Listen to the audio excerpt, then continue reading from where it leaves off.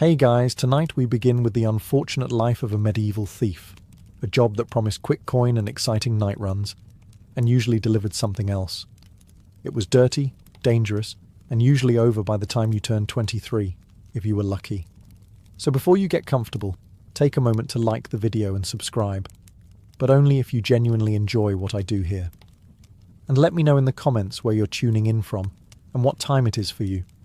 It's always fascinating to see who's joining us from around the world. Now, dim the lights, maybe turn on a fan for that soft background hum, and let's ease into tonight's journey together.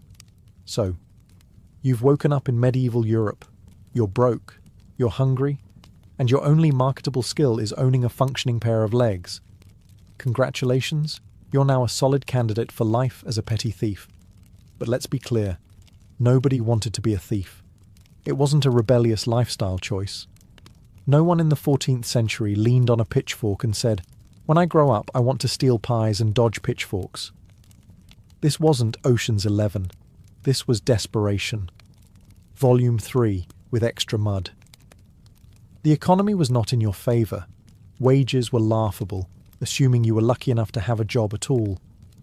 Most peasants lived hand to mouth, except the mouth was cracked and missing teeth, and the hand was probably frostbitten.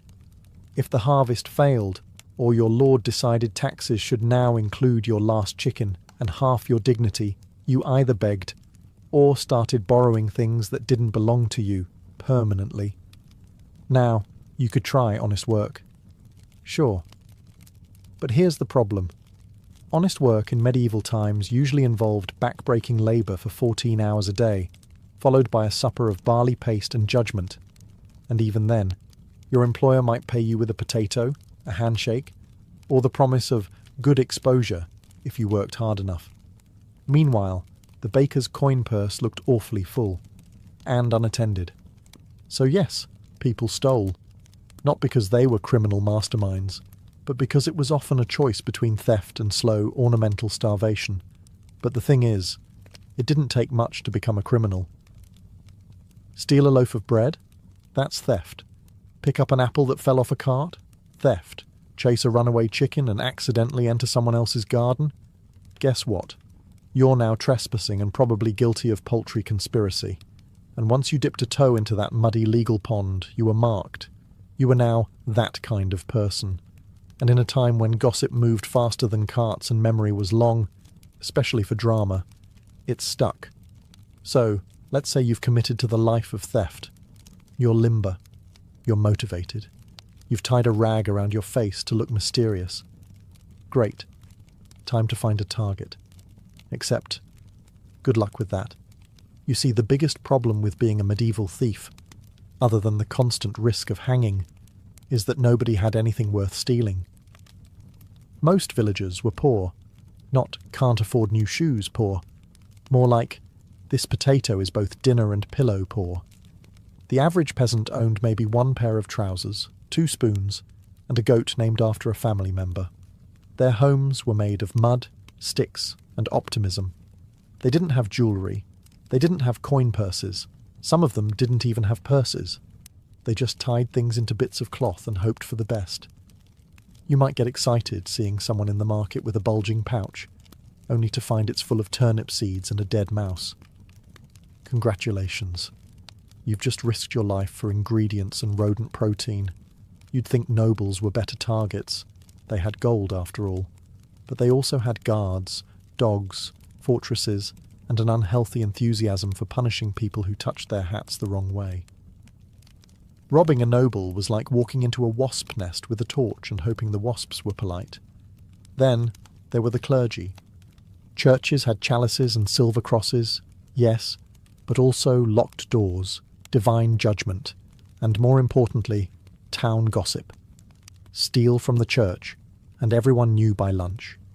Also, you might get cursed. Even if you didn't believe in curses, it still ruined your week. And don't even think about grave robbing. First of all, medieval cemeteries weren't exactly Fort Knox. They were barely organised. You could spend half the night digging only to find a pile of rocks and a very annoyed mole. Plus, exhuming bodies meant people assumed you were into dark magic, which came with additional problems. Being a thief in medieval Europe required a certain level of stealth, moving quietly through the shadows, slipping past sleeping guards, vanishing into the mist like a mysterious, misunderstood anti-hero. That was the dream. The reality? You smelled like a bag of boiled onions left in a goat's sock. Hygiene wasn't exactly a medieval priority. Baths were rare, soap was expensive, and deodorant hadn't been invented yet, unless you counted stuffing your shirt with dried herbs and hoping people mistook you for a mobile salad. And thieves? They weren't exactly living in comfort. Most slept in haystacks, alleys, or under pigs. You absorbed the environment, not in a poetic way, in a your body is now 30% barnyard way. So when you crept up behind someone in the marketplace, they usually heard you coming.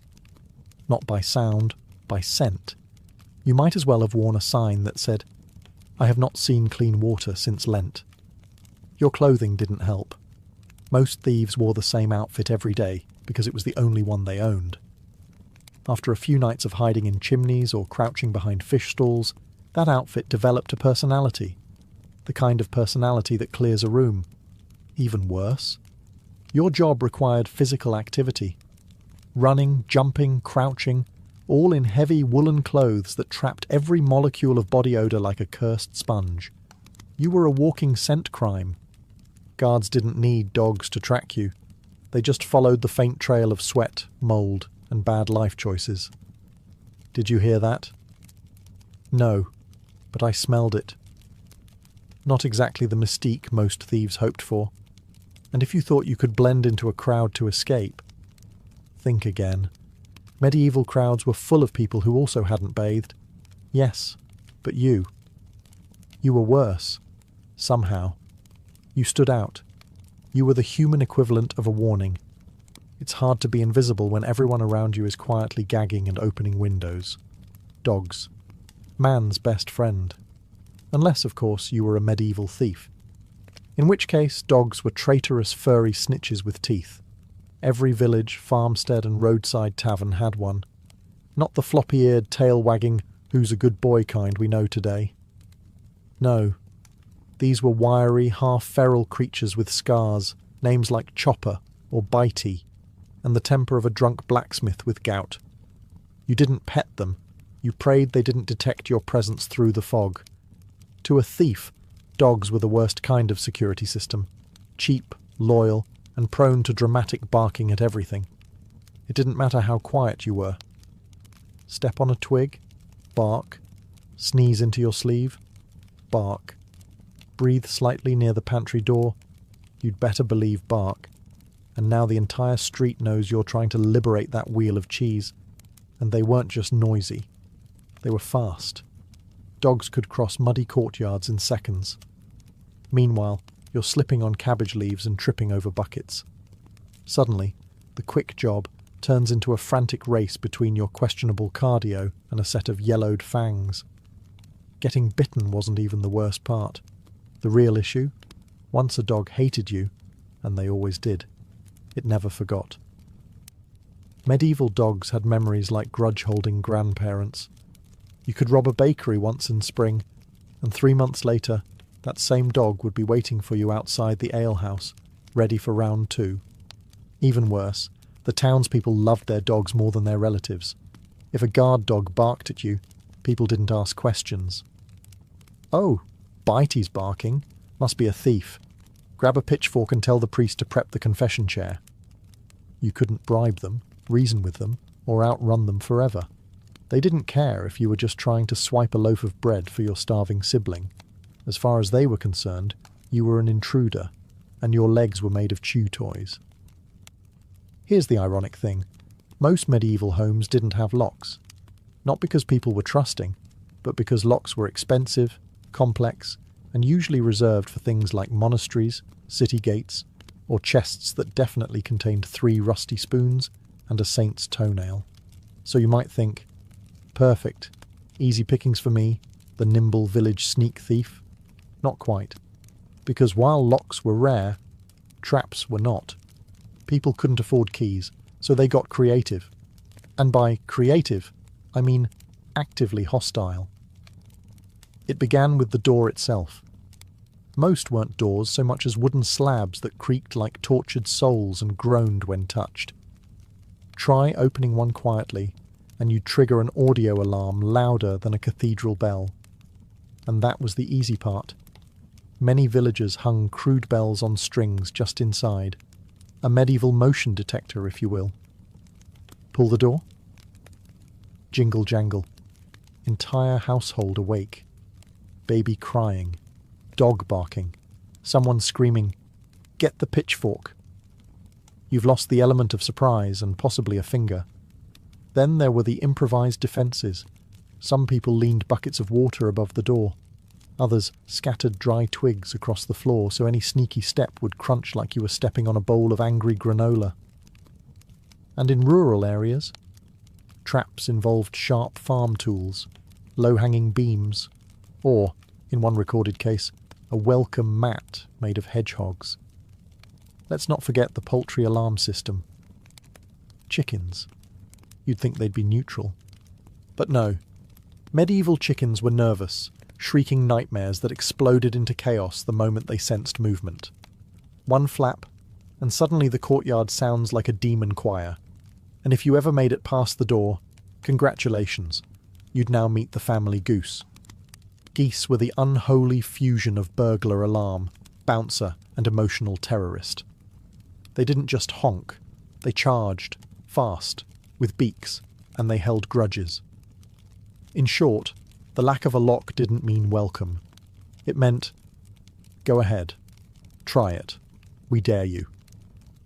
Every peasant was a part-time security expert, not because they were paranoid, but because they had stuff worth protecting. And no spare spoons. Let's say you've somehow evaded the angry dog, the suspicious goose, and the door that shrieked like a ghost on fire. You're inside. Success. Now you just have to sneak past the sleeping family and nab a pouch of coins. Except, bad news. Nobody was really asleep in medieval times. People didn't sleep in blissful, silent REM cycles. They slept like anxious squirrels, half-conscious, one ear open, and usually holding something sharp. You see, being alive in the Middle Ages was a contact sport. Bandits, plague, taxes, wild boars. It was a daily buffet of potential doom. So when people went to bed, they didn't do it peacefully. They slept in shifts, with one eye cracked open and their favourite stabbing implement close at hand. And we're not talking about swords or dramatic daggers. We're talking about fireplace pokers, pitchforks, ladles that doubled as skull crackers, and the occasional suspiciously sharpened spoon. If it could dent your forehead, it was bedtime ready. Even peasants with families didn't trust the darkness. Parents slept with their kids huddled close, not out of love, but because it was easier to defend them all from one centralised pile. You know, like human Tetris, but angry. And don't assume there was a guest room to tiptoe past.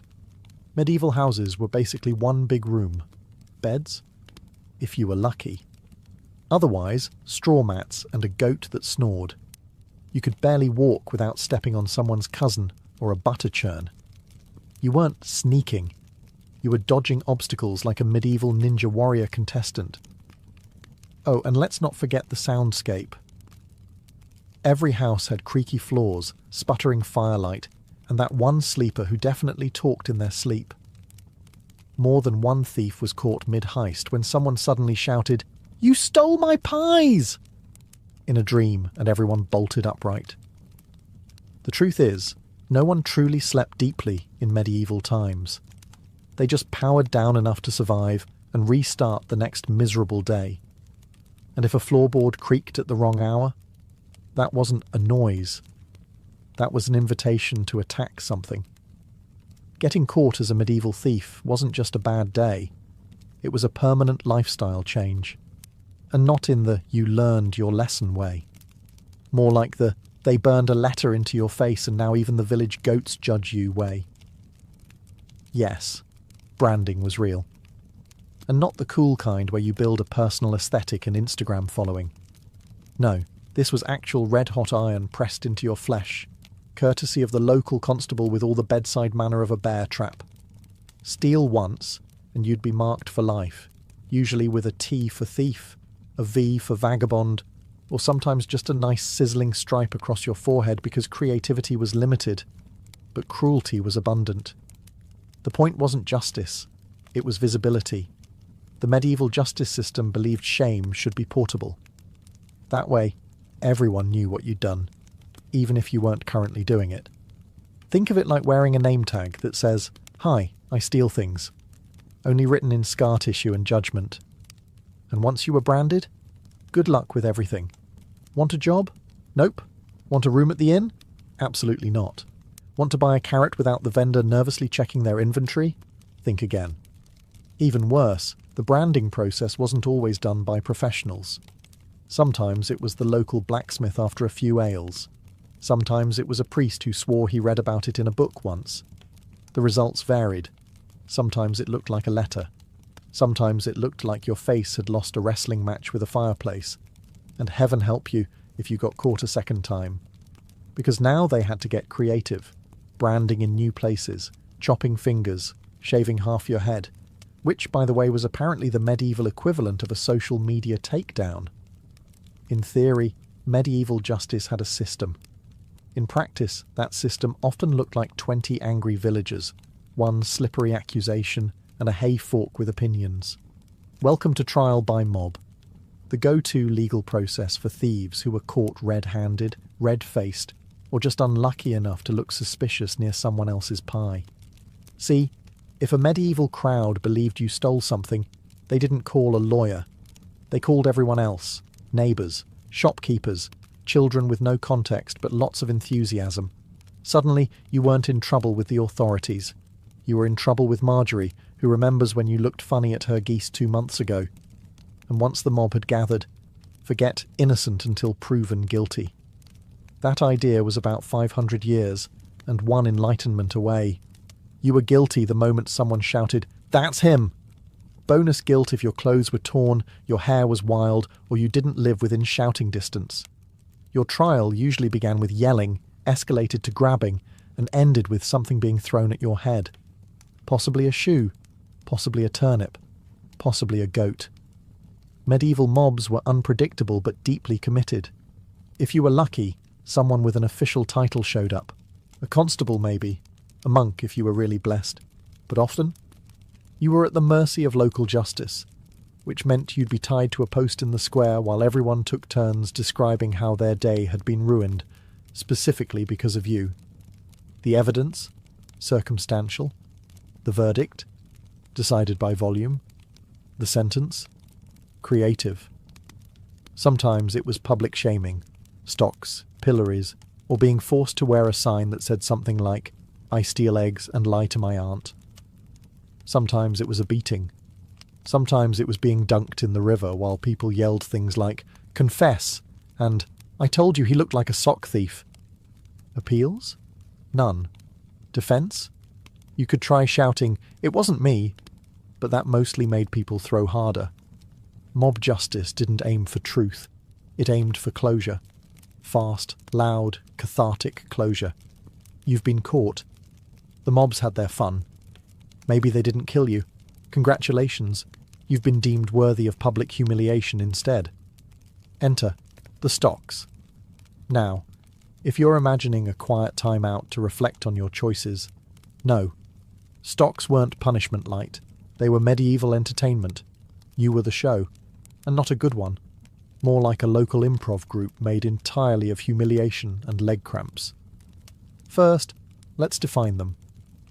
Stocks were large wooden frames that locked your ankles, and sometimes your wrists, into place. You sat awkwardly in a public square, hunched like a badly folded deck chair, with your limbs stretched out and your dignity leaking from every pore. And you stayed there, for hours, sometimes days. Rain? Tough? Snow? Too bad. Pigeons landing on your head? Welcome to your new normal. But the weather wasn't the worst part. The people were. Passers-by were encouraged to mock you, loudly, creatively. They'd throw things, spoiled food, manure, whatever was nearby and unpleasant. Children especially enjoyed this. It was a community bonding moment, like a holiday, but smellier and more personal. "Hey, that's the guy who stole the blacksmith's sausage," someone would shout. Then the sausage, now very stale, would be hurled directly at your face, and don't think you could tune it out. Stocks were deliberately uncomfortable. Your legs went numb, your back ached, and your nose ran while villagers composed folk songs about your criminal incompetence. You might get lucky and have a sympathetic friend sneak you some bread. More likely, though, someone stole your food while mocking your theft record. That's irony, medieval style. And let's not forget the long-term effects. After a public stock session, you were marked. Not physically, but socially. People remembered. You were now that guy from the stocks. It stuck longer than the cabbage in your hair. Also, if you thought this was the lowest tier of punishment, think again. The stocks were practically a spa day compared to what came next. Branding, mutilation, or a one-way ticket to the gallows, courtesy of your local execution enthusiast. By medieval standards, a flogging was considered merciful. Not because it was painless, far from it, but because it meant you still had your limbs, your life, and a chance to limp home afterward. In a world where punishment often included branding, dismemberment, or the kind of community engagement that ended with a funeral, a good old-fashioned flogging was almost polite. Let's set the scene. You've been caught stealing, perhaps a loaf of bread or someone's spare boots. You're hauled into the town square, surrounded by people who definitely don't have anything better to do, and the local authority gives the nod. Out comes the whip, not the movie-style leather one. This is more of a rough rope or a strip of knotted hide, wielded by someone who's either very enthusiastic or just having a bad day. You're tied to a post, always a public spot, so the town gets a free show. You might be shirtless, but only because torn clothes aren't great protection. There's no dramatic music, just the sound of rope hitting skin, and someone in the crowd saying something like, "Serves him right." I always suspected he looked like a bread thief. The goal wasn't just pain, it was deterrence. You weren't just being punished, you were being used as a living lesson. "Steal, and this could be you," the lash said, over and over again, like a very violent motivational speaker. The lash count varied, 5, 10, 20, depending on the crime, the mood of the judge, or whether the person administering it had a sore shoulder that day. And if you passed out mid-punishment, that was fine. They'd just pause, splash water on your face, and continue. Hydration was important after all. But here's the thing. If you were flogged, it meant someone had decided not to go further. You weren't locked away forever. You weren't branded or worse. You were punished, yes. But then you were released. Bruised, embarrassed, but alive. So you've just swiped a purse, maybe nabbed a wedge of cheese. Excellent. You're on the run. Now what? Well, unless you had a flawlessly timed horse waiting behind the tannery, and let's be honest, you didn't, your getaway looked a lot more like awkward power walking through mud while villagers shouted, "Stop! Thief!" and someone's grandmother tried to trip you with a broom. Medieval towns weren't exactly built for clean escapes. Streets were narrow, twisted, and usually clogged with carts, pigs, or someone arguing loudly with a monk. Cobblestones were uneven, and if it had rained recently, and it always had, you were ankle-deep in a mystery stew of mud, straw, and regret. And footwear. Don't get your hopes up. You were probably wearing worn-out leather shoes tied together with string. Or worse, you were barefoot. Running away from an angry butcher while your feet are actively bleeding is a deeply humbling experience. You might think, "I'll duck into an alley." Great. Except most alleys weren't alleys. They were dead ends. Or worse, communal latrines. Many a daring escape was cut tragically short by an unexpected wall, or a waist-high pile of something best left unnamed. Even if you made it out of the village, the countryside wasn't your friend either. Open fields left you exposed, and forests were full of people exactly like you, who would absolutely rob you the moment you stumbled in with a stolen pie and a limp. It's hard to enjoy the fruits of crime when another criminal is eyeing your fruit. And let's not forget the locals. They didn't sit back and say, "Oh, we'll let the guards handle it." No. Chasing thieves was a team sport. Farmers, merchants, children, that one guy who just really liked shouting, all of them would join the pursuit. And they weren't chasing you out of civic duty. They just wanted to be part of something. So you've made it through the mud, dodged the pitchforks, and maybe even kept the stolen sausage. Time to lie low and regroup. But here's the twist. Medieval criminals weren't a merry band of lovable rogues. They were a grim collection of opportunists, outcasts, and people who would absolutely steal your socks while helping you hide. See, the term organised crime was a little optimistic in medieval Europe. Thieves didn't form elegant guilds or meet in candlelit taverns to discuss codes of honour. They squatted in ruined buildings, fought over crumbs, and turned each other in for half a crust of bread and a pat on the head from the local sheriff. These were not your allies. They were your competition.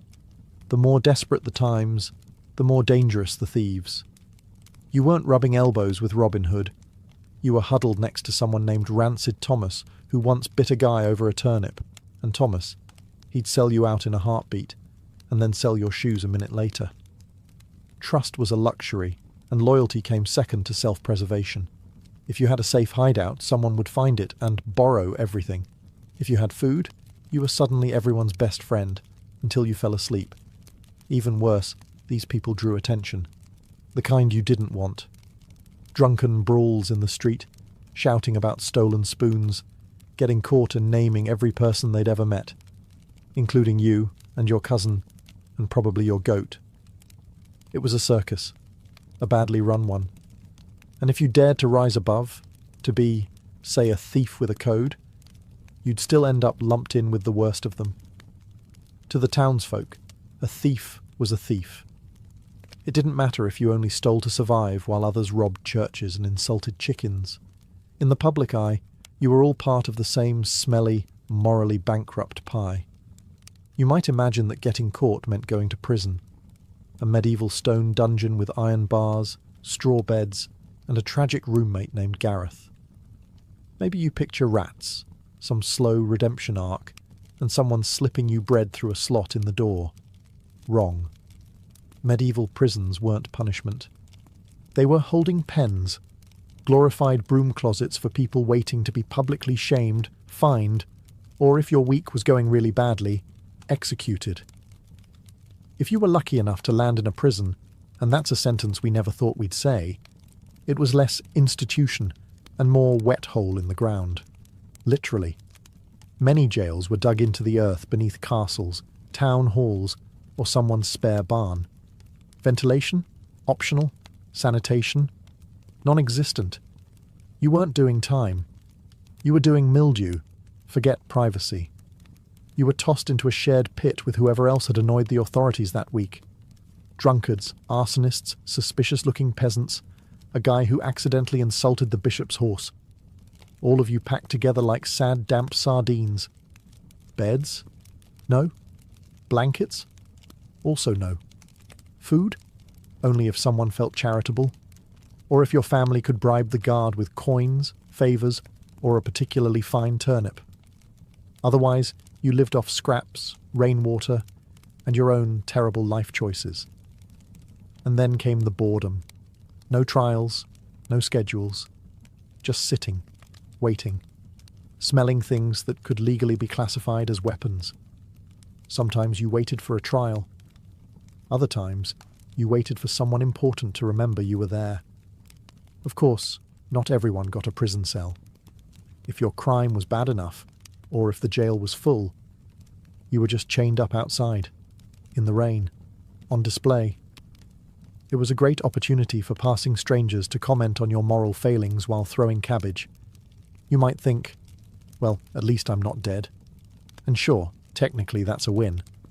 But after a week ankle-deep in your own regret, even the town gallows started to feel like an early release program. If you were a medieval thief who finally ran out of luck, or chickens to blame, the end of the line often involved rope, a wooden platform, and a very public calendar event known as Market Day Execution. Yes, the gallows had a schedule, These things were planned. You weren't just quietly removed in the night. Oh no, your final performance was a community experience. Children were brought along.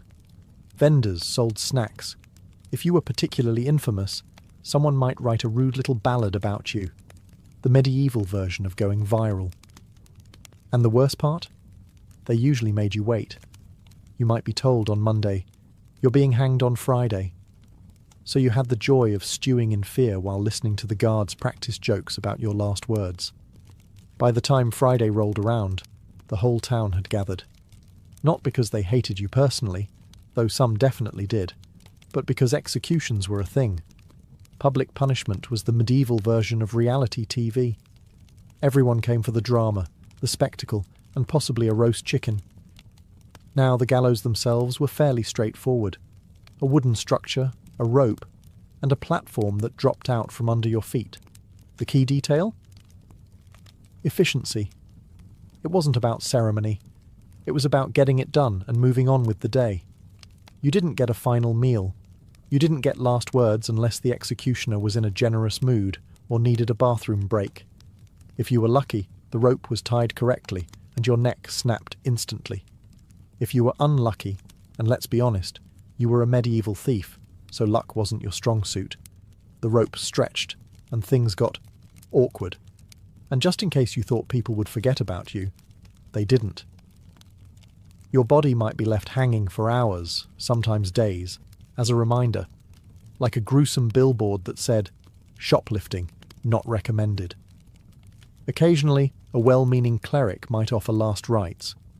Occasionally, a local artist would sketch the whole thing in disturbing detail, but mostly it was just you, gravity, and a town full of people whispering, "That's the guy who stole 3 onions."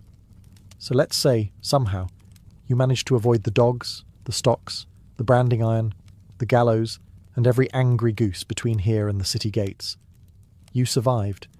You even pulled off a few decent hauls. A coin pouch here, a roast duck there. Congratulations. You're what passes for a successful medieval thief. Now what? Retirement? Oh, sweet summer peasant. Retirement was not a thing. There was no pension plan, no seaside cottage to write your memoirs, no peaceful sunset years surrounded by grandchildren asking how you once escaped a bishop's pantry. If you were lucky, you lived long enough to become too slow to steal and too grizzled to be worth arresting. That just meant you graduated to begging, the medieval version of consulting. And even that wasn't easy. Cities had official beggar permits. No, really. If you didn't have one, you were just a criminal with fewer cardio skills. Begging without a license could get you kicked out of town, or into a ditch. Some thieves tried to go straight. Maybe become a labourer. Problem is, you're still branded, still infamous, and still missing 3 teeth and a solid resume. When your references include escaped a cellar once and knows how to climb a wall in under 30 seconds, employers tend to look elsewhere. And let's not forget the other charming option, becoming an informant. You turn in your old friends for a few coins and a pat on the back until someone recognises you, and then you become the story of the week at the local gallows. So no, there was no retirement plan, no thieves' union, no quiet fade into obscurity. Your options were, keep stealing until you're caught. Try begging and still possibly get caught. Join a mercenary band and probably get stabbed by someone worse than you. Disappear into the forest and become folklore, preferably the mysterious thief who vanished after one last job, though more likely, guy who died in a puddle near a bush. So when people say, crime doesn't pay?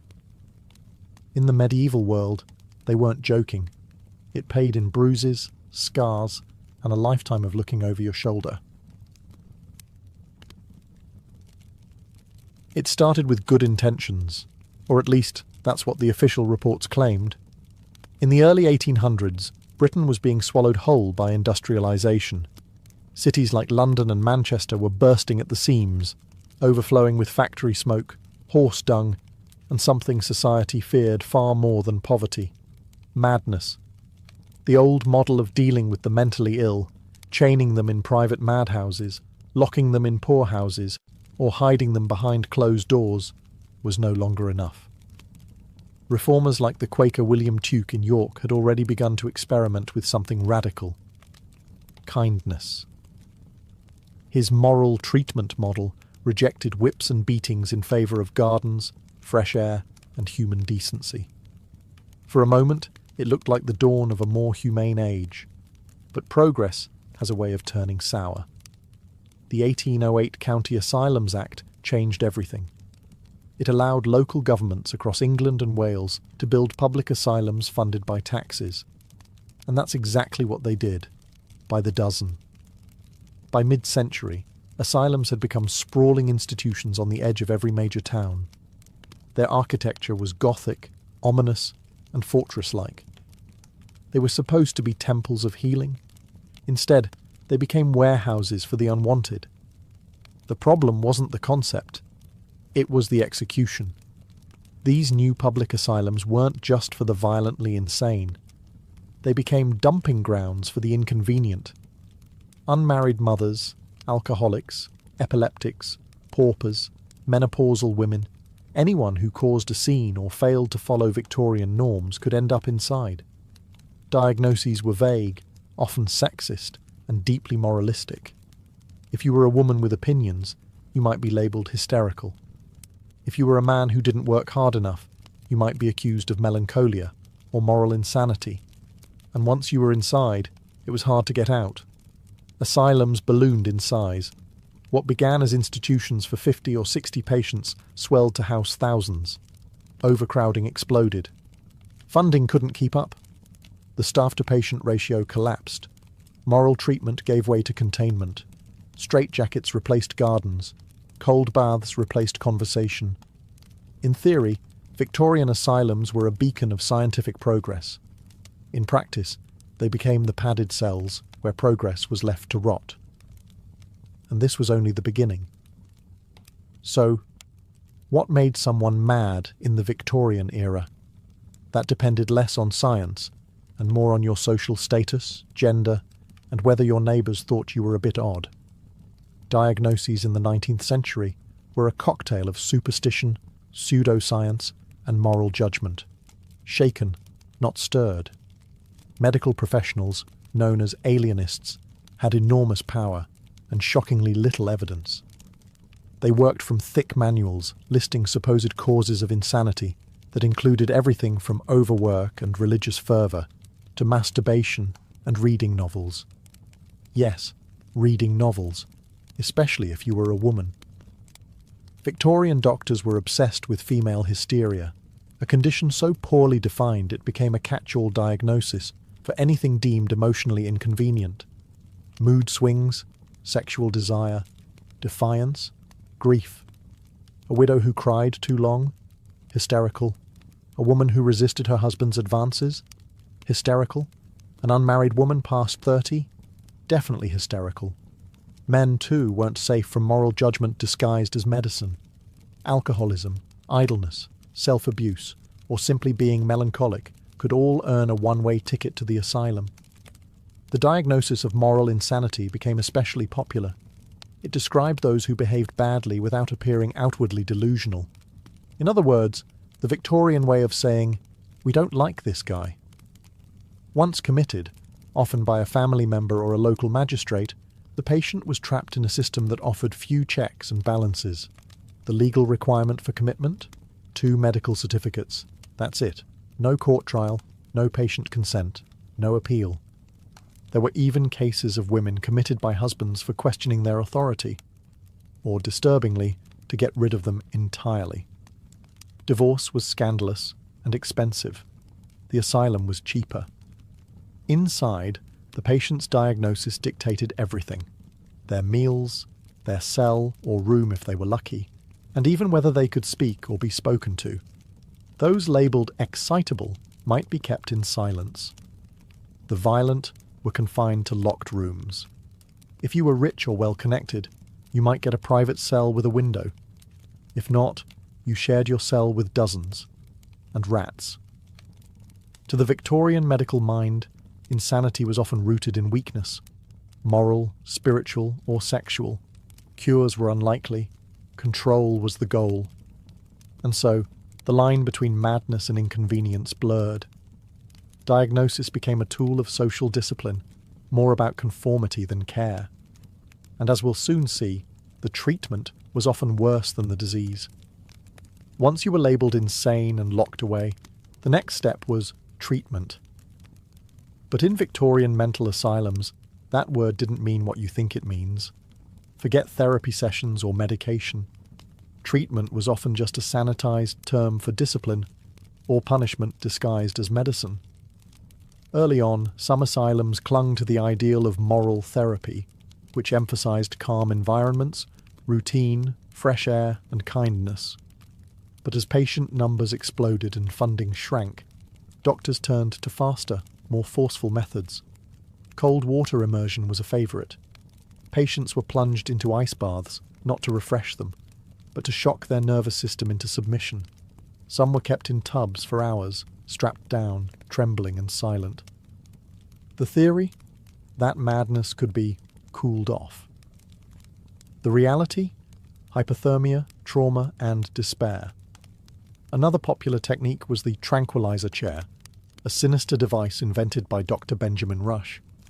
Patients were strapped in, often blindfolded, with their limbs restrained and sometimes a box placed over their heads to block out sound. This was meant to calm the senses. In practice, it was solitary confinement with extra humiliation. Electricity soon entered the mix. Before modern electroconvulsive therapy, Victorians experimented with rudimentary electrical devices, crude and often dangerous. Patients were zapped in an attempt to stimulate dormant brain areas or restore sanity. In reality, it mostly left them frightened, burned, or worse. Bleeding and purging were still in use too, holdovers from medieval medicine. Doctors believed an imbalance in bodily fluids caused madness, so out came the leeches and laxatives. Some even drilled holes into patients' skulls to release pressure, a procedure with roots in ancient trepanation and about the same success rate, 0. For women, treatments often had a deeply sexist edge. Hysteria might be treated with enforced celibacy, genital surgeries, or, if the doctor was particularly depraved, manual stimulation, which gave rise to the invention of the vibrator. Yes, the first vibrators were medical devices designed by Victorian doctors who thought female orgasms cured insanity. And then there was sedation. Chloral hydrate and opiates were used liberally, not to heal, but to silence. Patients were rendered docile, zombie-like, easy to manage, especially in overcrowded asylums with one nurse for every 50 inmates. Victorian asylums didn't heal minds. They broke them, systematically, coldly, and often with the approval of the medical establishment. And still, somehow it would get worse. If you were to approach a Victorian mental asylum from the outside, it might look majestic. Grand stone facades, manicured gardens, sweeping driveways. But don't be fooled. These buildings were designed less for healing and more for containment. The architecture of the Victorian asylum was deeply symbolic. It reflected the era's obsession with order, hierarchy, and surveillance. Many institutions followed a rigid design known as the corridor plan or the pavilion system, a layout that allowed patients to be strictly segregated by gender, diagnosis, or behaviour. Women on one wing, men on the other. Quiet patients near the centre, noisy or violent ones pushed to the edges. The asylum was a fortress of discipline. Windows were high and narrow, doors locked from the outside. Hallways echoed with every footstep, amplifying even the smallest sounds. Furniture was bolted to the floors. Beds were iron-framed and thin. There were no personal items, no privacy, and certainly no warmth. Every detail of the structure screamed, "You are not free." At the centre of many institutions stood the superintendent's office, always with a view of the wards, a constant reminder that you were being watched. Think of it as a psychological panopticon. You never knew exactly when you were under observation, which meant you always behaved as if you were. Even the landscaping played a role. Gardens weren't just for aesthetics. They were tools of pacification. Patients were expected to work in them, pruning hedges and hauling soil, as part of their moral rehabilitation. In reality, it was unpaid labour designed to keep them busy and tired. Then came the airing courts, walled outdoor enclosures where patients were marched for fresh air. These weren't spaces of leisure. They were more like outdoor cells. Men and women walked in circles under the gaze of attendants. Talking was discouraged. Laughter was suspicious. Inside the asylum, the rules were suffocating. You needed permission to speak, to sit, to stand, even to use the toilet. Infractions were met with punishment, isolation, restraints, or worse. Even hope became dangerous.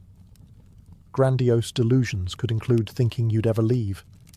The Victorian asylum was a machine, a cold, efficient mechanism designed to categorize, restrain, and forget those deemed unfit for the world outside.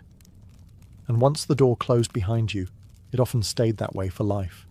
If you were a woman in Victorian Britain, the asylum loomed like a silent threat behind every social misstep.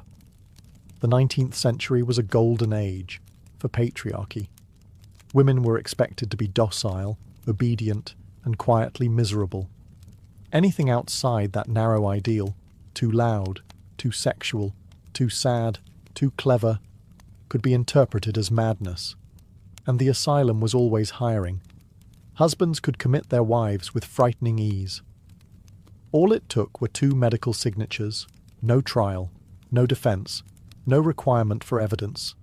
In one infamous case, a woman was institutionalised for having religious excitement after attending too many church services. In another, a wife was locked up for arguing about money. But not all cases were so benignly absurd. Some were horrifying. Women who had experienced trauma, sexual abuse, postpartum depression, or miscarriages were often accused of hysteria. Rather than being given support, they were locked away, subjected to invasive cures, and left to rot in understaffed wards.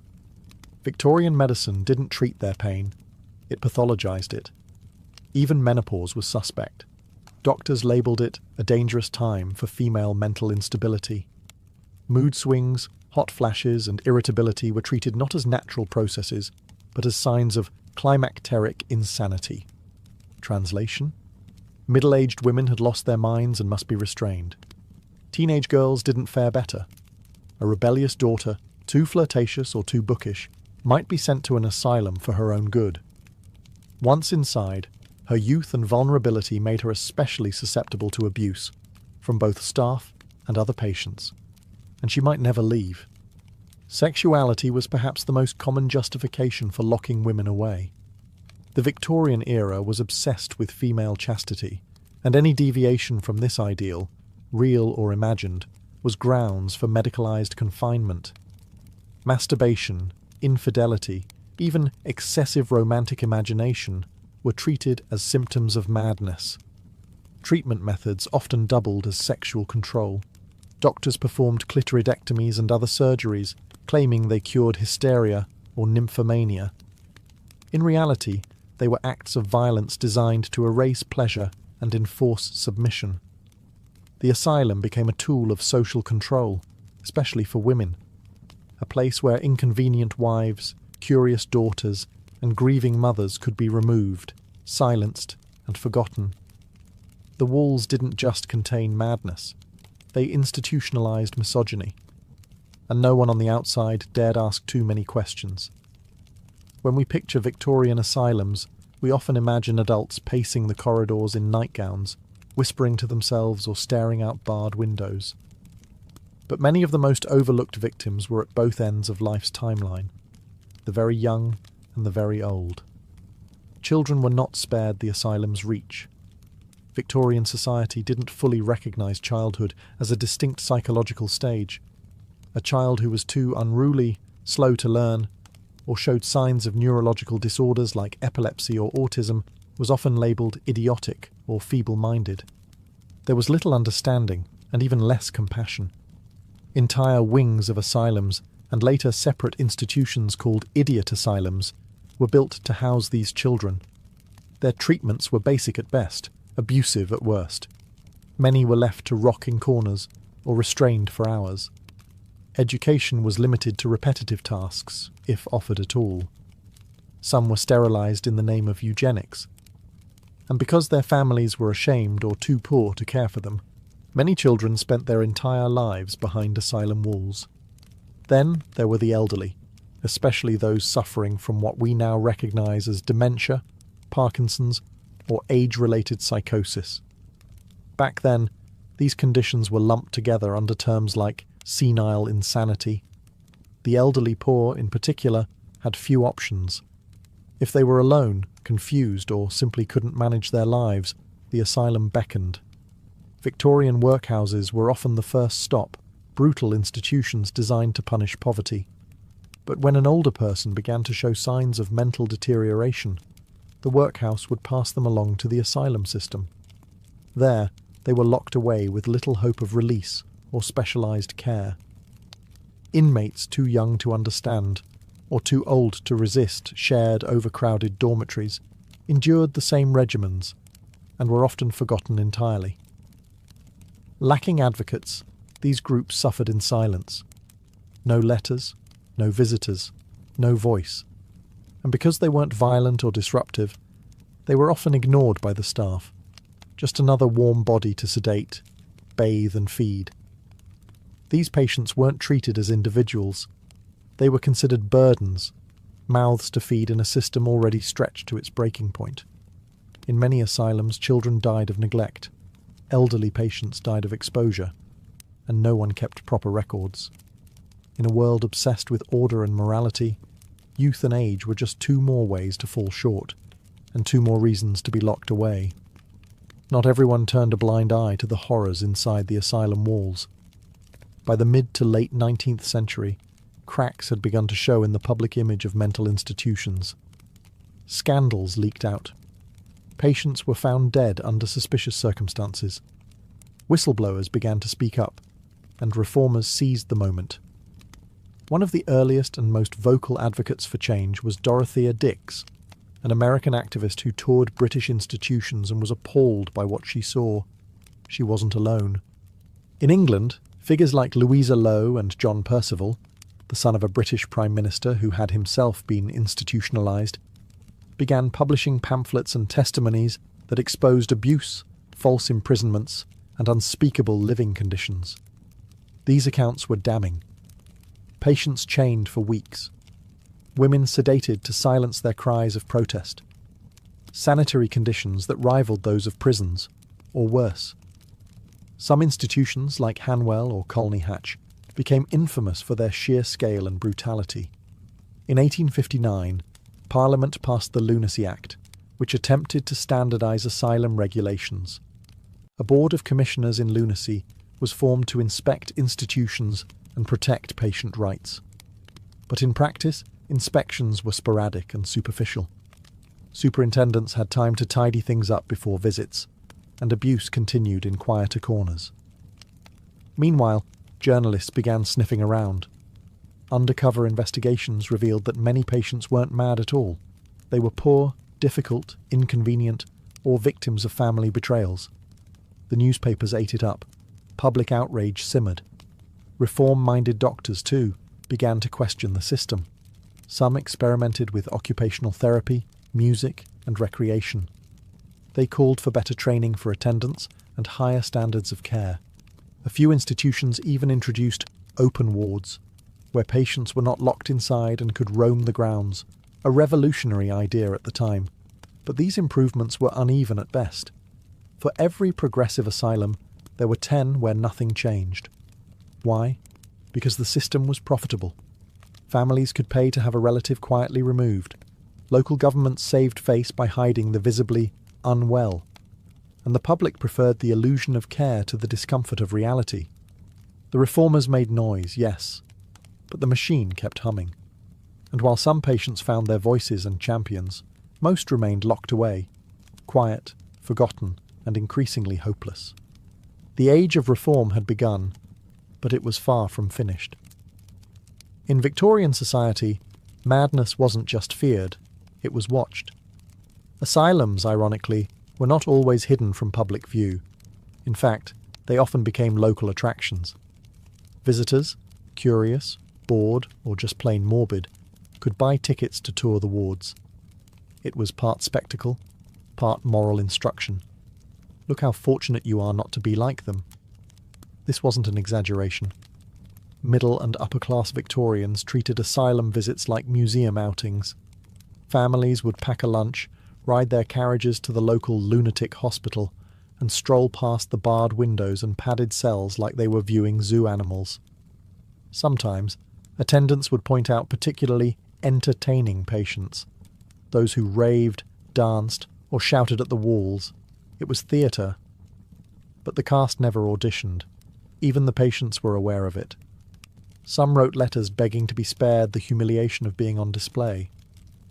Others performed madness, believing that acting insane enough might secure release, or at least some attention. But the spectacle went beyond voyeurism. The asylum also became a tool of political theatre. Doctors gave public lectures inside their institutions, showcasing their success stories and methods. Patients were trotted out like trophies, often still suffering, but coached to say they were improving. These exhibitions reassured donors and officials that their money wasn't being wasted.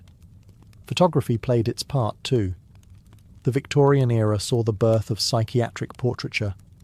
Solemn, eerie images of patients posed stiffly, sometimes with signs listing their diagnosis. These weren't for family albums. They were for medical journals and public display, reinforcing the idea that insanity had a look, a type. These faces became the propaganda of control. And of course literature and theatre loved the asylum trope. Gothic novels like Jane Eyre and The Woman in White used the mad woman in the attic as both villain and victim, always isolated, often imprisoned, rarely understood. These stories mirrored society's real anxieties about women, class, power, and the thin line between sanity and rebellion. In truth, Victorian asylums didn't just house the mad. They helped define what madness meant. They were social mirrors, reflecting everything the era feared: disorder, deviance, sexuality, and loss of control. And for many, being labelled insane was not the end of a journey. It was a lifelong sentence written in whispers and watched through iron bars. By the end of the Victorian era, the asylum system had become a paradox. Born from reform, fed by fear, and sustained by silence. Institutions meant to offer sanctuary had become places of permanent exile. The 20th century would eventually bring changes, some overdue, some still flawed, but the shadows cast by Victorian mental asylums linger even now. Many of the beliefs that shaped those institutions didn't vanish overnight. Ideas about undesirable behaviour, gender roles and moral madness slowly bled into modern psychiatry, into criminal justice, even into how families handled illness behind closed doors. Many Victorian-era asylums stood for decades beyond their prime, vast crumbling buildings that became symbols of everything that went wrong. Some were converted into housing, others were demolished. A few were simply abandoned, their corridors left to rot with the graffiti of time still etched in the paint. But what about the people? Tens of thousands died inside those institutions, some from illness, some from abuse, many from sheer neglect. Their graves were often unmarked. Their files, if they survived, are now stored in archives with tragic footnotes like "never spoke again" or "believed to be possessed." They vanished behind stone walls and history moved on. Yet their stories matter. Because the Victorian asylum wasn't just a physical structure, it was a cultural machine. One that taught society how to treat the vulnerable, isolate them, silence them, punish them for being inconvenient. And while we like to believe we've evolved, echoes of that system remain. In underfunded mental health care, in stigma, in families too ashamed to speak openly, in prisons overflowing with the mentally ill. There's no simple moral to the tale. The Victorians weren't cartoon villains. Many doctors truly believed they were helping. Some were kind. Some patients did improve, but intention doesn't erase impact. and what started as an attempt at compassion became a machinery of confinement, brutal, sprawling, and deeply human in its failures. Today we walk past the ruins of those asylums and barely glance at the plaques, but if you stop, you might feel it, that strange, heavy stillness. The residue of stories untold, lives forgotten, voices that were never heard. And maybe that's the legacy worth remembering, not just the institutions, but the people inside them. Because in the end, what we choose to forget says just as much as what we remember. Khutulun was not your average royal. From the moment of her birth around the year 1260, she was destined to defy expectations, not just as a woman, but as a warrior. She was born into the heart of the Mongol world, a nomadic empire that had conquered much of Eurasia in a single century. Her father, Kaidu Khan, was no minor chieftain. He was a formidable leader in his own right, a direct descendant of Ogedei Khan, Genghis Khan's third son. Kaidu ruled over the Chagatai Khanate in Central Asia and was a fierce rival of his cousin, Kublai Khan, who ruled the wealthier eastern domains from China. The Mongol world was vast, but divided, and Kaidu was determined to preserve the traditional ways of the steppe, rugged, mobile, and rooted in martial prowess. From a young age, Khutulun was raised not as a sheltered princess, but as a warrior. In Mongol culture, girls were taught to ride almost as soon as they could walk. Archery, horseback hunting, and battlefield tactics were not exclusive to boys. But Khutulun took things further. She didn't just learn to fight, she excelled at it. By her teenage years, she was riding beside her father on military campaigns, commanding troops, and earning a reputation not just as a noblewoman, but as a devastating force of nature. According to chroniclers like Marco Polo and Rashid al-Din, Khutulun stood out even among the hardened warriors of her time. Her physical strength was legendary. She could pin grown men to the ground in wrestling matches. She could gallop into battle wielding a bow or spear with deadly precision. And she wasn't just a sideshow. She was a commander, feared by her enemies and respected by her allies. Her upbringing was unique in the Mongol world, but not entirely unprecedented.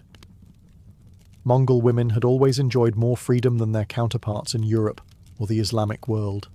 Still, Khutulun shattered even those boundaries. She wasn't content to remain in the background, managing domestic affairs. She wanted to fight, lead, and challenge the very idea of what a royal woman could be. She was the daughter of a Khan, but she was also her own kind of conqueror, and soon the entire steppe would know her name. Of all the stories surrounding Khutulun, one tale echoes louder than the rest, a tale that turned her from warrior to legend. By the time she reached marriageable age, Khutulun had already proven herself in battle, outmaneuvered rival commanders, and solidified her place beside her father as a trusted military advisor. Yet one question lingered in the minds of every neighbouring ruler and royal court. Who would marry her? Khutulun had an answer. She would only marry a man who could defeat her in wrestling. Not archery, not swordplay. Wrestling. This wasn't just a game. Mongol wrestling, or Burk, was an elite sport, one of the three manly skills alongside archery and horsemanship. It required strength, balance, endurance, and ferocious will. Matches could last for hours, and Khutulun didn't just participate, she dominated. She made her challenge public. Any man who wished to marry her must first best her on the wrestling field. If they lost, they had to forfeit a large number of horses, usually 100, but some legends say even more. And lose they did, one after another. Strongmen, warriors, nobles, each came with confidence and left with bruises and broken pride. Some accounts, particularly the dramatized ones by foreign travellers like Marco Polo, claim that Khutulun amassed a herd of 10,000 horses from these failed suitors. Whether literal or symbolic, the message was clear. She had turned traditional courtship into a trial of strength, and no man measured up. To her people, this wasn't scandalous. It was awe-inspiring. Khutulun became the embodiment of the steppe's ideals, fierce, free, and unconquered. Her defiance of convention didn't diminish her femininity, it redefined it. She didn't reject marriage outright, but she refused to surrender to weakness, status, or political convenience. Of course, her parents, especially her mother, were less enthused. Kaidu may have admired his daughter's prowess, but he also had dynastic ambitions. A strategic marriage could have secured alliances, but Khutulun held firm. She would not be bartered or bound, not unless her chosen match could take her down with his own strength. None ever did. This vow wasn't just about love. It was a statement, a living declaration that no man, no matter how rich or royal, could own her unless he earned it through force and respect. And in that ring, Khutulun remained undefeated. Khutulun wasn't just a champion in the wrestling ring. She was a terror on the battlefield. From her teenage years onward, she rode alongside her father, Kaidu Khan, as he led campaigns across Central Asia in his long-standing war against Kublai Khan and the Yuan dynasty. These were no ceremonial rides. Khutulun fought in full armour, commanded troops, and made tactical decisions that earned her the fear and respect of seasoned generals. The Mongol way of war was brutal, fast, and highly coordinated.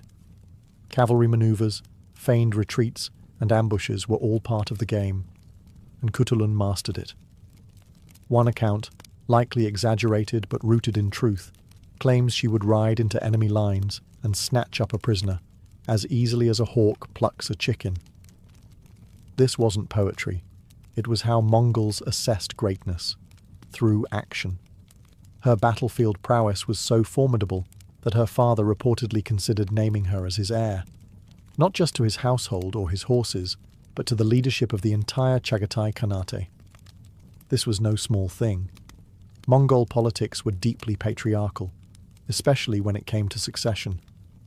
Leadership wasn't simply inherited, it had to be won, endorsed by powerful male nobles and military leaders. For Kaidu to even consider Khutulun as his successor meant she had done more than earn his trust. She had proven, time and again, that she was a commander equal to or better than her brothers, but therein lay the problem. Khutulun had many brothers, 15 by most counts, and not all of them were fond of being outshone by their sister. Resentment simmered. Whispers of jealousy and scandal began to circulate, some even suggesting that her closeness to her father was unnatural. Others accused her of seeking too much power for a woman. Yet Kaidu stood by her. During his many campaigns against the Yuan dynasty and their allies, Khutulun remained one of his most reliable commanders. She led her own units, charged into battle, and brought home victories. Soldiers followed her not because of her name, but because of her record. She wasn't a token warrior. She was the real thing. And with every campaign, her legend grew, not just as a woman among men, but as a warrior among warriors.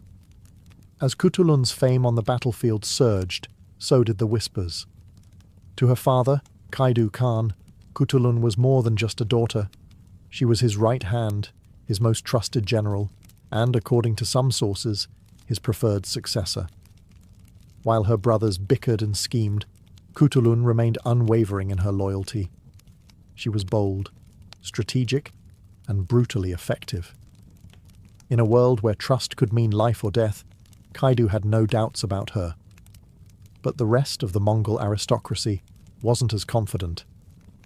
The idea of a woman inheriting power, let alone ruling an entire Khanate, was enough to send shockwaves through the traditionalist ranks. Sure, Mongol women had historically enjoyed more freedom than their counterparts in other parts of the medieval world. They could own property, advise on politics, even ride into war. But to rule outright? That was a different story. As Kaidu's health began to decline, the issue of succession became urgent. Khutulun remained his obvious choice in terms of loyalty and merit. But politics doesn't always reward merit. Her brothers, cousins, and various Mongol nobles saw an opportunity to block her rise, and they began to act. Some spread rumours that her relationship with Kaidu was inappropriate, crossing lines of familial closeness. Others accused her of using sorcery or feminine manipulation to win influence. These weren't just idle gossip, they were calculated attacks meant to discredit her in the eyes of the tribal councils. But Khutulun didn't back down. She continued to appear at Kaidu's side during military councils. She commanded troops with the same unshakable confidence. Her power was visible, undeniable. And yet, it wasn't enough. Even her father began to sense the political storm brewing. Despite his unwavering support, he could see that naming her as heir might divide the Khanate, or worse, spark a civil war after his death. Mongol rule depended on strength and unity. A disputed succession could unravel everything he had built. In the end, Kaidu never officially named Khutulun his successor, not because she was unworthy, but because her worth made her dangerous to those clinging to an old world. She had fought harder, led better, and remained more loyal than any man around her. And still, the throne stayed just out of reach. For now. For years, Khutulun had stood firm. She would only marry the man who could defeat her in wrestling. None had succeeded, and with every broken suitor sent home horseless, her legend grew, along with the pressure to abandon her vow. Kaidu's tolerance had limits. While he respected her independence and military skill, he was still a father, and more importantly, a Khan with political obligations. The Mongol world was built on strategic marriages, and Kaidu needed alliances to strengthen his hold against Kublai Khan and rival tribes. Having an unmarried daughter, even one as formidable as Khutulun, left a glaring opportunity untapped. Eventually, the tension became too great to ignore. Kaidu, under pressure from his advisors and other noble houses, reportedly urged Khutulun to reconsider her terms. The political climate was shifting. Her victories on the battlefield, while impressive, were no longer enough to shield her from internal expectations. And so, reluctantly, Khutulun married. The identity of her husband remains shrouded in mystery. Some sources say he was a man accused of plotting against Kaidu, and the marriage was her way of demonstrating loyalty to her father, choosing to wed the accused man herself to prove his innocence. Others claim the man was selected for political reasons, someone deemed worthy by the tribal council, even if he hadn't bested her in sport. What is certain, however, is that Khutulun did not marry for love, and she did not marry on her own terms. Her wrestling challenge disappeared. Her resistance, at least publicly, had ended. But if her opponents expected her to fade quietly into domestic life, they were sorely mistaken. Even after marriage, Khutulun continued to command troops. She still rode into battle. She maintained her position at her father's side until his final days. The title of wife changed little about her role in the political and military affairs of the Chagatai Khanate. Still, her marriage marked the beginning of a shift. The legend of the unconquered warrior princess had met the realities of dynastic politics. Even Khutulun, fierce as she was, could not completely escape the demands of the world she was born into. Yet she had made her point, on the battlefield, on the wrestling ground, and in the hearts of her people. She had never been defeated. Not really. In 1301, everything changed. Kaidu Khan, the powerful warlord who had defied Kublai Khan, kept the western steppe in check and trusted his daughter more than any of his sons, died. His passing sent a tremor through the Chagatai Khanate. Without a clear successor, the line of inheritance fractured immediately. Kaidu had never officially named Khutulun as his heir, despite her unmatched military record and steadfast loyalty. Whether he feared political backlash or believed the nobles would never accept a woman, he left the throne open, and the wolves descended. Her brothers, particularly Orus and Chapar, scrambled to fill the vacuum. Some claimed Kaidu had whispered a name on his deathbed. Others insisted they had always been the rightful heirs. What followed wasn't just a succession debate, it was a power struggle laced with betrayal, rivalry, and violence. Khutulun didn't stand idle. Though she may not have been formally recognised as the Khan's successor, she wielded more influence than most of her male relatives combined. Her support, or opposition, could make or break a claim. Soldiers still followed her. Local leaders still respected her. Many believed she should rule, and there are reports, fragmentary and debated, that Khutulun attempted to claim leadership in the immediate aftermath of Kaidu's death. If true, this would have made her one of the few women in Mongol history to vie openly for power at the Khanal level. But the odds were against her. The steppes' traditions were not ready to accept a female Khan, no matter how capable she was. The same commanders who had once praised her in battle now turned to her brothers, fearing the political instability that might come from breaking patriarchal norms. Khutulun's opposition grew louder. Her options grew fewer. In the end, Chapar seized power, backed by influential nobles and opportunists. Khutulun was sidelined, but not entirely erased. She continued to hold command in her own territory and remained a feared presence. Still, the reins of the Khanate slipped through her fingers. It was a bitter turn. The woman who had fought beside her father for decades was denied the chance to lead in his place. But Khutulun didn't disappear. She watched. She advised. And she waited. For even in defeat, she was never diminished. As the dust settled from Kaidu's death and the succession battles cooled, Khutulun found herself in a strange position. Still powerful, still feared, but increasingly isolated.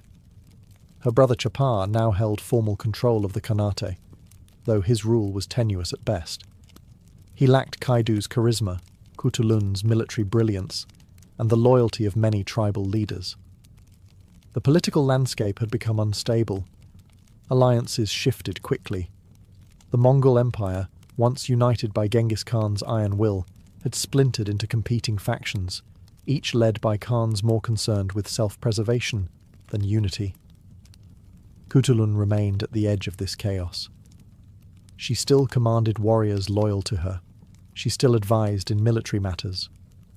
But the open road to leadership had closed.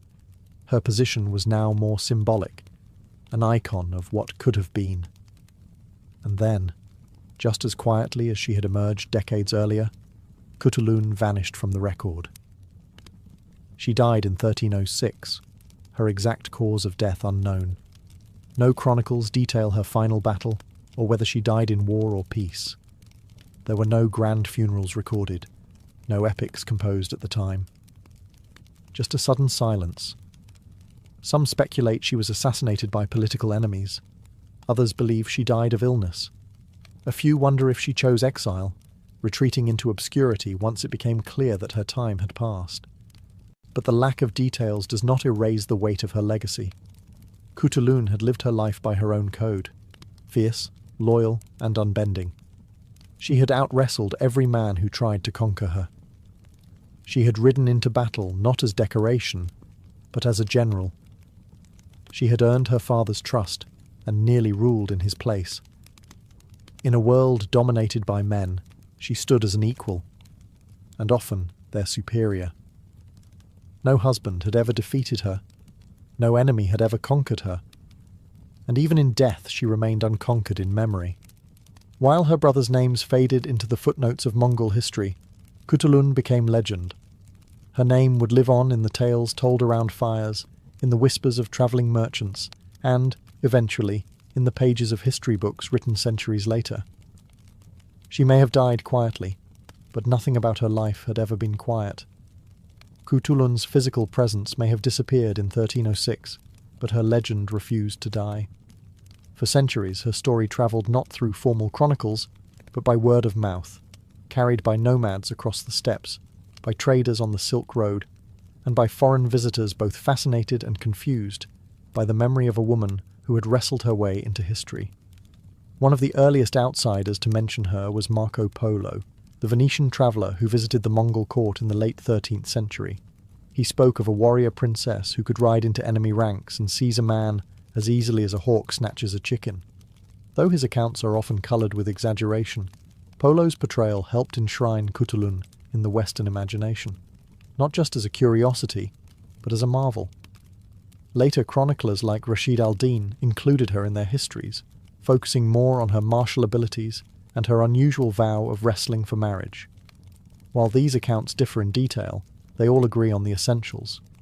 Khutulun was a woman of extraordinary strength, intelligence and autonomy, in a world that rarely allowed such traits to flourish in women. And then came the transformation, from legend to symbol. Centuries after her death, Khutulun's story was reimagined in various forms. In the 18th century, her life inspired a French opera titled Turandot, though with a heavy European twist. In this version, Khutulun becomes the icy Chinese princess who refuses to marry any man unless he can solve her riddles.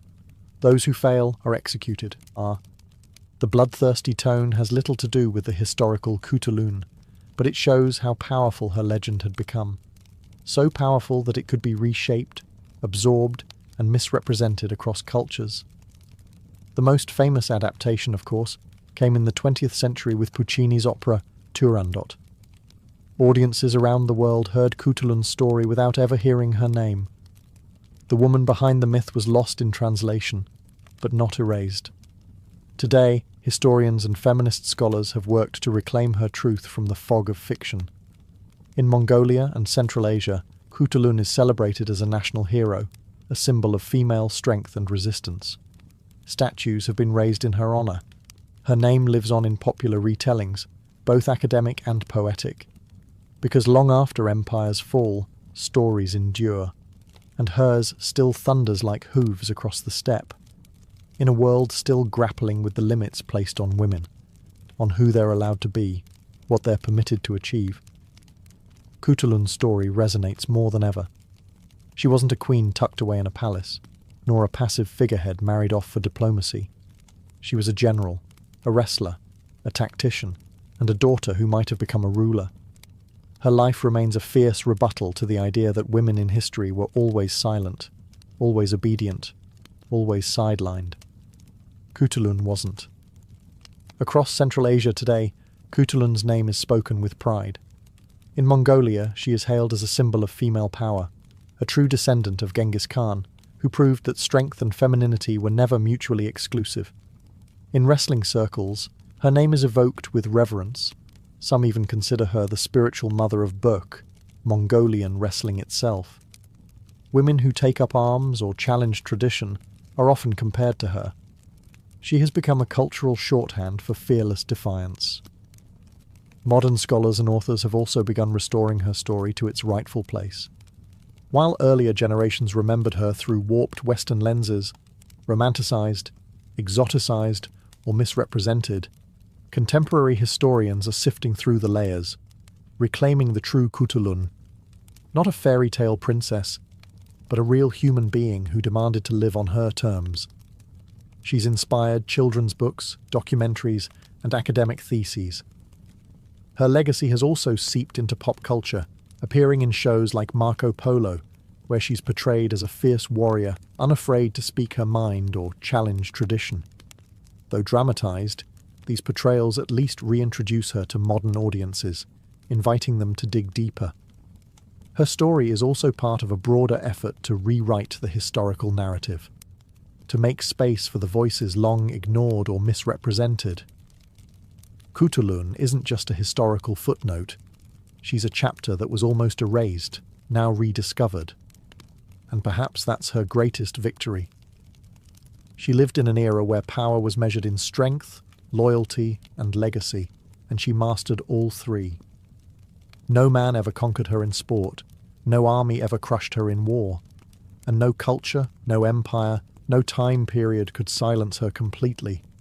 Khutulun lives on, as legend, as symbol, and as proof that sometimes the fiercest warrior wears a braid, not a crown. Imagine a world without hospitals, surgical theatres, or even a fixed address. Now imagine thriving in it. For the nomadic peoples of the Eurasian steppe, from the Scythians and Sarmatians to the Turks and Mongols, this wasn't a temporary state. It was a way of life. Always on the move, chasing grazing pastures and evading enemies, they had no luxury for stationary institutions. And yet, they developed a remarkably effective system of medicine, fluid, adaptive, and as mobile as the people it served. Nomadic medicine wasn't centered around buildings or bureaucracy. It was carried on horseback, stored in saddlebags, and passed down through spoken word, observation, and spiritual ritual. There were no clinics, no white coats. The healer came to you, or sometimes rode beside you into battle. This was medicine born out of necessity and honed by generations of intimate observation of the land, animals, and people. Nomads treated wounds in the field, under the open sky. They cured infections in felt tents. They delivered babies miles from the nearest settlement. Their methods may seem simple to modern eyes, but they were anything but primitive. Theirs was a holistic approach. Healing was not just about treating a physical symptom, it was about restoring balance between body, soul, and spirit. Illness was often seen as the result of disharmony with the natural world, with one's ancestors, or with unseen spirits. And so, medicine among the steppe peoples was never just a science, it was also deeply spiritual. Knowledge came not from books, but from lived experience. The role of healer often fell to shamans, elders, or those with an inherited calling. They memorized plant lore, knew how to reduce fevers with goat's milk or willow bark, and could set a broken bone using leather straps and smooth river stones. But they also spoke to spirits, performed purification rituals, and interpreted dreams. Nomadic medicine was shaped by resilience. You couldn't wait for a specialist. You had to know how to act, quickly and wisely. Every rider, every mother, every elder was expected to know something about health, because survival depended on it. In a world that moved with the wind and lived on horseback, medicine had to keep up. And somehow it did. In the world of nomadic medicine, the most powerful healer wasn't a doctor in a white coat, it was the shaman. Shamans held a unique place in steppe societies. They were part healer, part priest, part psychologist, and part performer. Often chosen through visions, dreams, or signs of spiritual sensitivity, shamans were believed to walk between worlds, the physical and the spiritual, the living and the dead, the seen and the unseen. To a nomadic community, illness wasn't just a biological problem. It could be the result of offending a spirit, angering an ancestor, or being struck by the malevolent gaze of an evil eye. Physical symptoms were interpreted through a spiritual lens. That's where the shaman came in. When someone fell ill, especially with no clear injury or explanation, the shaman was summoned. Dressed in elaborate robes made of fur, feathers, bones, and bells, they would enter a trance, sometimes with the help of rhythmic drumming, chanting, or inhaling smoke from sacred herbs. In this altered state, the shaman would attempt to communicate with spirits to find the source of the illness. Healing rituals might involve drawing illness out of the body with the help of talismans or feathers, chanting protective spells, or using sacred objects like mirrors to reflect spiritual harm. Some rituals required sacrifices of animals, milk, or incense to appease the spirit world. But shamans weren't only spiritual mediators, they were also practical healers. Many had a deep understanding of medicinal herbs, midwifery, and emergency care. They could dress wounds, reduce fevers, and treat common ailments. What made them unique was that they saw the body and soul as one, never separated. Interestingly, shamans often served multiple communities across the steppe. Their fame spread not through social media, but through oral tradition. A powerful healer might be summoned from hundreds of miles away to perform a cure. Gender roles varied. In some cultures, shamans were predominantly male. In others, especially among Turkic and Siberian nomads, female shamans were equally respected. Some were even gender fluid, seen as spiritually powerful because they existed outside conventional roles. In times of illness, it was the shaman's tent that offered both comfort and confrontation. A place where healing meant facing not only your pain, but the spirits behind it. To the nomads, health was not just about survival. It was about balance with the world you rode through, and the worlds you couldn't see. With no apothecaries or stocked pharmacies, nomadic healers relied on what the land offered, and the steppe offered more than you'd think. The vast grasslands of Central Asia, Siberia, and the Caucasus weren't just grazing territory for horses and sheep. They were medicine cabinets, plants, minerals, animal parts. Every natural element was fair game for healing. Knowledge of these remedies was passed down orally, generation to generation, often guarded by elders, midwives, and shamans. Take the yarrow plant, for example. Common across Eurasia, it was crushed into a poultice to stop bleeding. Willow bark, which contains salicin, the compound from which aspirin is derived, was brewed into tea to treat fevers and inflammation. Juniper berries were burned in ritual purification, but also brewed as a tonic for digestive issues and used to disinfect wounds. Garlic, wild onions, and fermented mare's milk, airag, were frequently used as immunity boosters. Herbal treatments weren't just about ingredients, they were about timing. Plants were gathered at specific times of year, under specific moon phases, or after particular rituals. Some herbs were dried and stored in leather pouches. Others had to be used fresh. The preparation was just as important as the plant itself. Animal-based medicine also had its place. Yak or sheep fat was used to treat frostbite. Bear bile and deer antler shavings were believed to boost vitality. Horse milk, rich in vitamin C, was not only a daily drink, but also a common remedy for weakness, fatigue, and even depression. And then there were stones and minerals. Powdered limestone was sometimes applied to wounds to dry them out. Sulphur was burned to cleanse sick tents. Salt was essential, not only for preservation, but for purging and disinfecting. What's striking about nomadic pharmacology is its holistic nature. Remedies were rarely administered alone. A tea came with a prayer.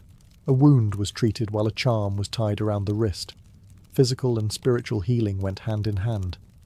Healers knew their environments intimately.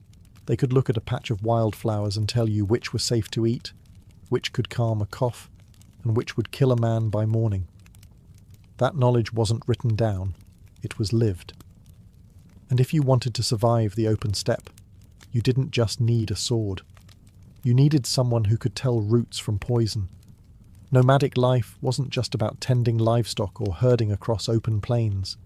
It was a life of war, raids, and physical hardship. And when bones cracked or blood flowed, healing had to be swift, smart, and mobile. Battlefield medicine was a vital skill among nomads, especially for warrior cultures like the Scythians, Huns, Turks, and Mongols. In these societies, everyone knew how to ride and fight, and that meant injuries were common. From broken ribs to deep lacerations, nomadic healers had to act fast, often with nothing more than a saddlebag of tools and a sharp mind. Bone setting was one of the most valued healing arts. Dislocations, fractures, and joint injuries were treated using surprisingly advanced techniques. Healers used animal sinew or strips of rawhide as makeshift splints. Smooth stones or carved bone braces kept limbs immobile. Dislocated joints were popped back into place with controlled leverage, a skill that was part art, part brute force. Wounds were cleaned using boiled water, alcohol from fermented milk, or infused herbal tonics. Cauterization was commonly practiced, heating a metal tool in fire and pressing it to a wound to stop bleeding and prevent infection. Painful? Yes, but effective. It meant the difference between life and death in an age before antibiotics. Suturing techniques also existed. Horsehair or sheep gut could be used as thread, and bone needles were common. Wounds were stitched, then sealed with natural resins or animal fat to protect them from dirt and bacteria.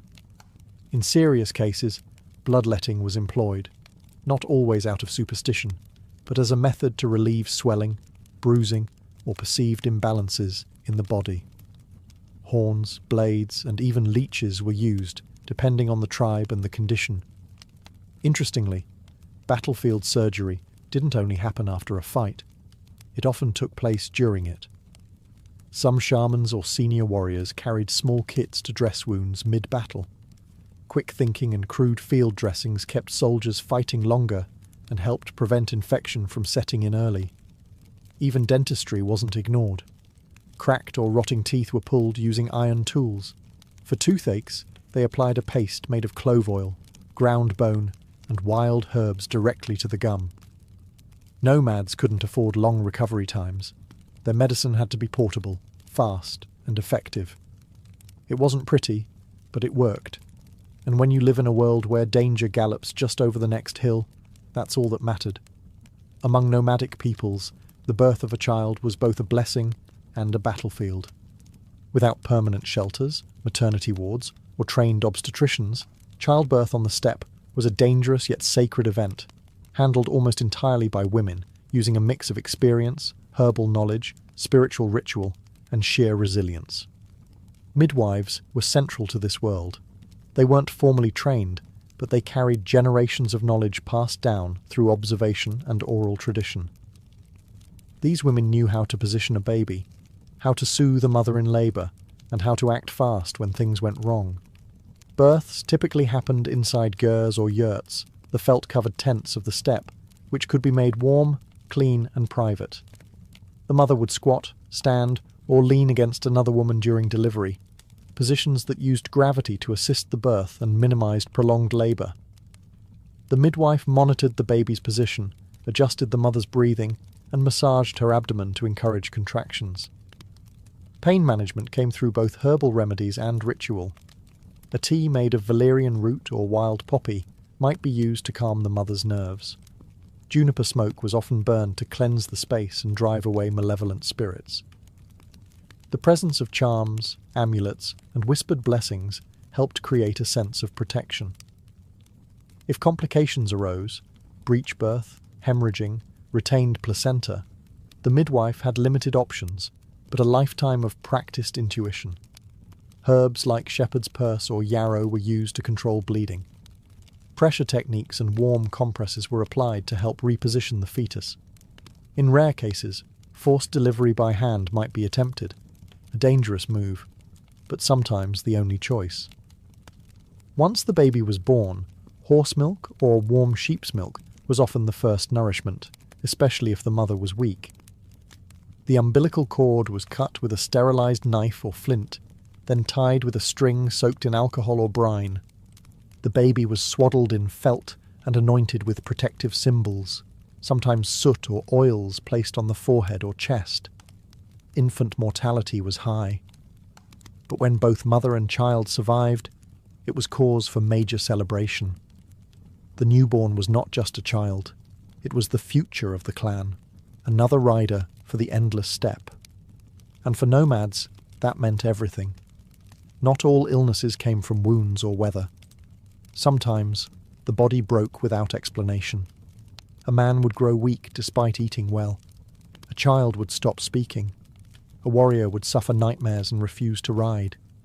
These were not just illnesses, they were signs of a spirit sickness.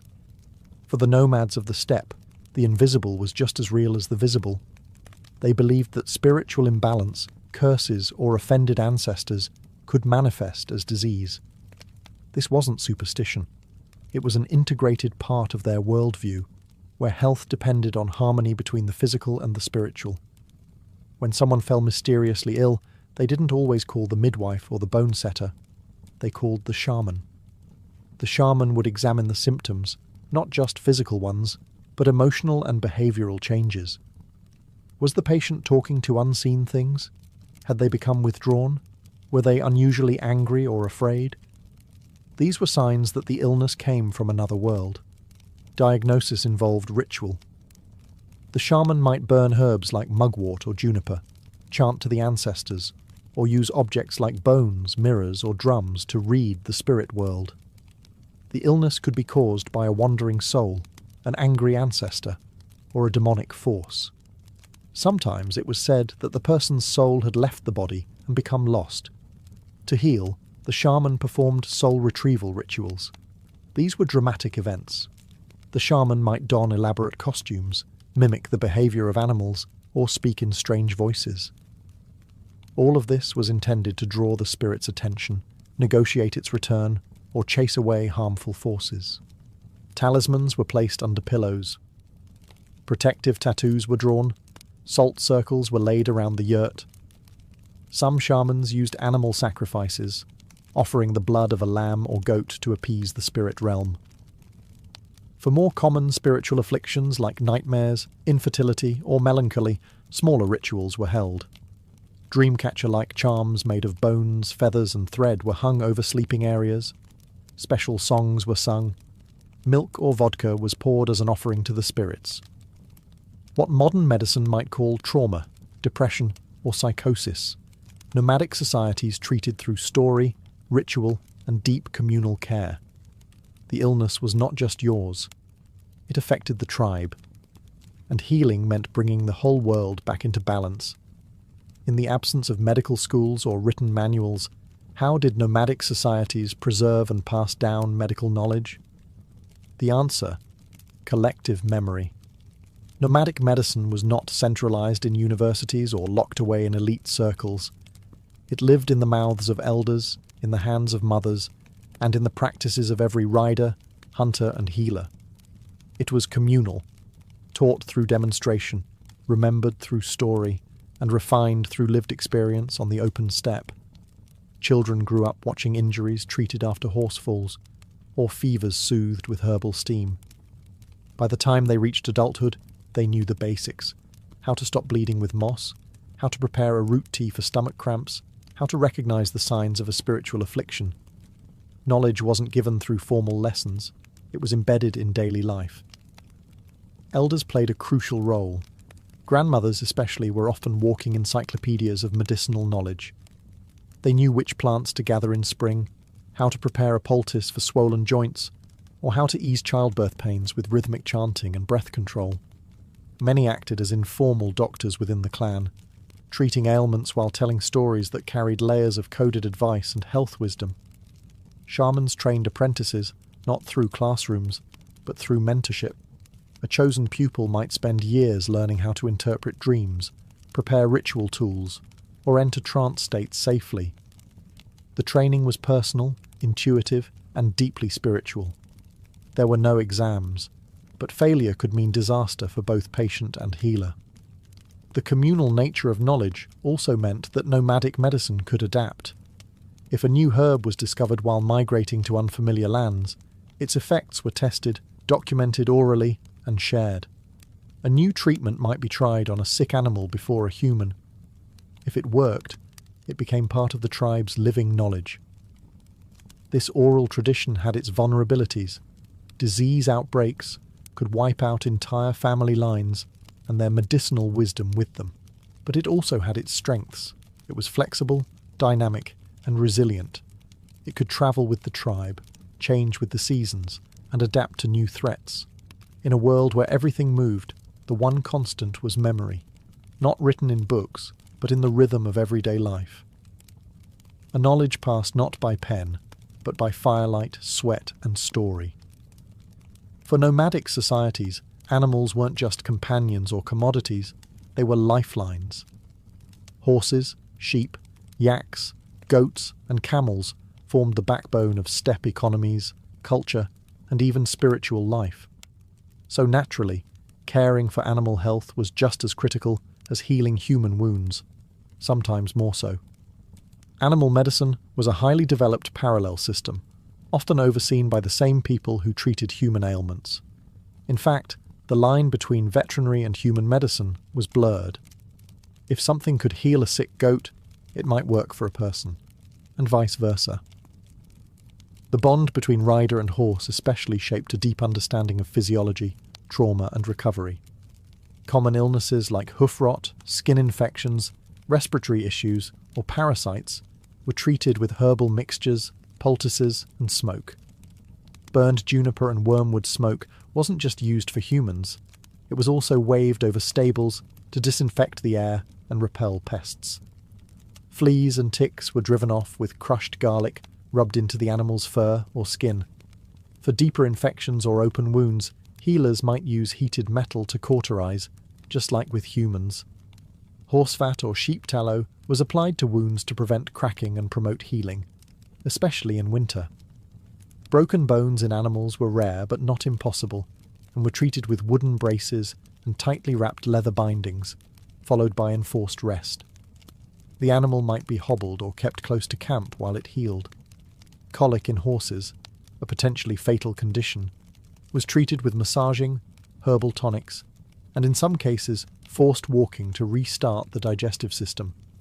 For milk animals, mastitis, a breast infection, was known and treated with warm compresses and constant milking to relieve pressure. What's remarkable is that these treatments were learned without books, lab testing, or diagnostics. They came from generational observation and close living with animals. A nomadic herder could look at a camel's gait and know something was wrong. A grandmother could hear the tone of a sheep's bleat and recognize fever. The spiritual dimension was never far off either. Animals were believed to be affected by spirits just like people. A shaman might bless a sick horse or perform a cleansing ritual for a herd stricken with illness. Because if the animals died, the people didn't just lose wealth. They lost movement, milk, meat, and mobility. Healing the herd meant healing the heart of nomadic life. Though modern hospitals, pharmaceuticals, and globalized healthcare have changed the way we view medicine, the legacy of nomadic healing still lingers, quietly resilient, often overlooked, but remarkably enduring. Many of the remedies once carried in leather pouches and whispered in wind-swept tents have found validation in modern science. Willow bark is now recognized as the natural precursor to aspirin. Juniper smoke is understood to have antimicrobial properties. Techniques like bone setting, herbal poultices, and warm compresses continue to be used around the world, some unchanged for centuries. But more than the remedies themselves, it's the philosophy behind nomadic medicine that still speaks to us today. Steppe healing was built on adaptability. It didn't rely on sterile labs or climate-controlled pharmacies. It relied on being observant, inventive, and grounded in nature. It wasn't about cure so much as balance, restoring harmony between the body, the community, the spirit world, and the land.